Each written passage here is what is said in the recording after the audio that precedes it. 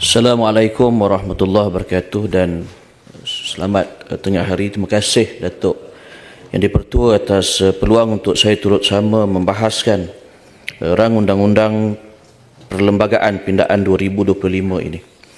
Walaupun RUU ini hanyalah melibatkan pindaan kepada 3 perkara dalam perlembagaan dan kita belum lagi membahaskan Akta Perkhidmatan Parlimen secara keseluruhannya, tetapi pindaan ini penting sebagai laluan ataupun tiket untuk kita membenarkan penggubalan Akta Perkhidmatan Parlimen itu nanti.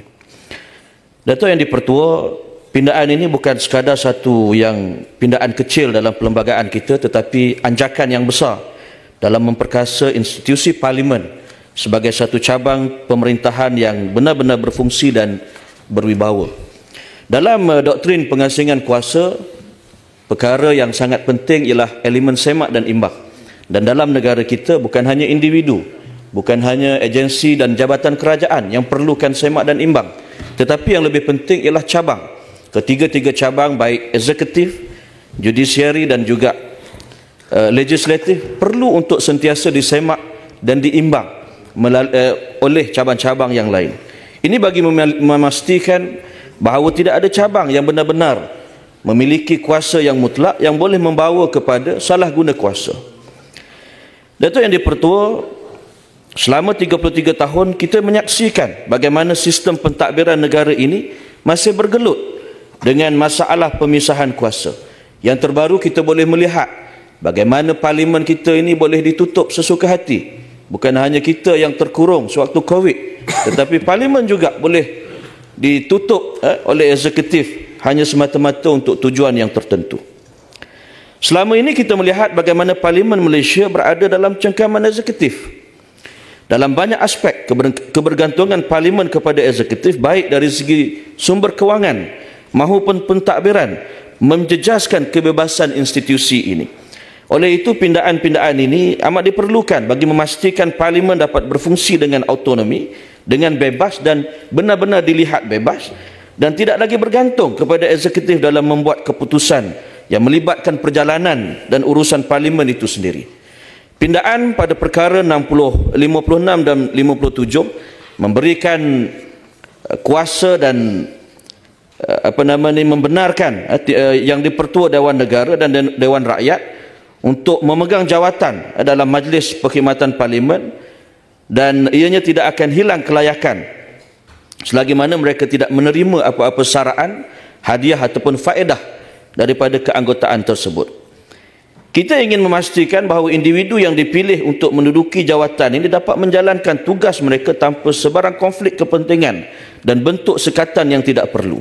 Mereka perlu diberikan ruang untuk memainkan peranan mereka sebagai pemimpin institusi legislatif tanpa bimbang akan kehilangan jawatan, kerana mereka juga merupakan sebahagian daripada struktur pentadbiran Parlimen itu sendiri.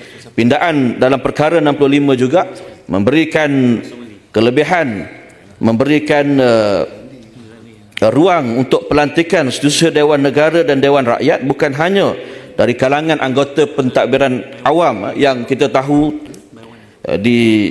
terikat dengan peraturan-peraturan tertentu, tetapi juga jawatan ini akan dibuka kepada umum bagi memastikan bahawa mereka yang berada di tempat itu benar-benar layak dan benar-benar memahami peranan dan tugas mereka.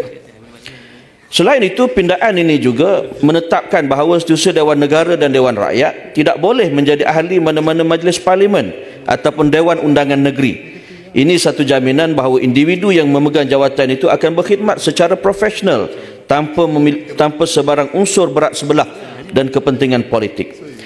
Implikasi pindaan kepada ahli parlimen dan senator, sebagaimana kita tahu tadi, di kalangan senator akan dilantik 2 ahli, di kalangan ahli Dewan Rakyat akan dilantik 4 ahli. Dan ini sudah tentu akan memberikan ruang yang luas kepada kita dalam Dewan ini untuk turut sama memainkan peranan. Dan dengan pengukuhan Majlis Perkhidmatan Parlimen juga, kita membuka jalan kepada sistem pembiayaan yang lebih tersusun dan bebas.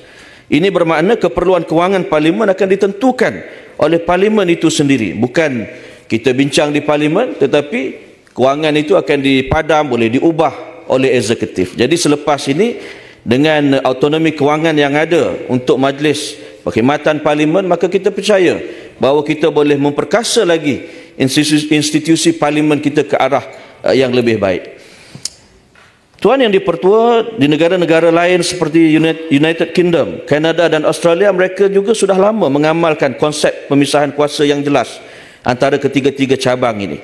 Di negara-negara ini, institusi parlimen memang mempunyai kebebasan sepenuhnya untuk menguruskan pentadbiran dan pembiayaan mereka sendiri. Mereka tidak perlu merayu kepada eksekutif untuk mendapatkan dana atau kelulusan bagi sebarang inisiatif yang ingin mereka laksanakan.